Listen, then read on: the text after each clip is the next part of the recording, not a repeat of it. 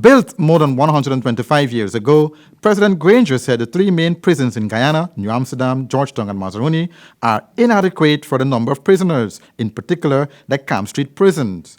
President Granger said the exodus to Mazaruni has begun. What passes for normalcy is inadequate. We still need to provide secure facilities at Mazaruni for a greater number of prisoners and move more prisoners. We've already done that after the March riot, and as you know, I went to Mazaruni with the Minister of State and the Minister of Public Security, and we have initiated some plans for the transfer of prisoners to the facilities at Mazaruni. This is continuing. The Camp Street prison was built to accommodate 600 prisoners, but the population has grown to over 900, creating a dangerous situation for the prison service officers who are understaffed. The May 3rd prison riot, which claimed the lives of 17 prisoners, was as a result of prisoners venting their disgust at the long-awaited trials for remand prisoners, some of whom have waited for 2 to 4 years. Mr. Granger said prison officers will have to go through massive training for efficient service. The second big problem is the staff. And we have arranged for the staff to, within the Ministry of Public Security, to have enhanced training on the police force. The third problem is the overcrowding, which is a consequence of the criminal justice system.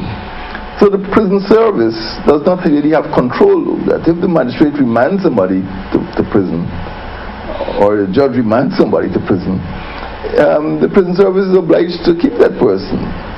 So as you know, there's been an engagement between the executive branch and the judicial branch to examine sentencing policy.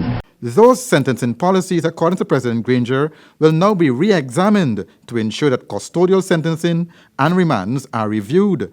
The President also stressed the need for the Mazaruni prison to be extended. Money has to be provided to build new blocks at Mazaruni. At the same time, persons who are on remand are having their cases reviewed. Many of the persons who would protest on the roofs, and many of the persons who did escape, were in fact on remand.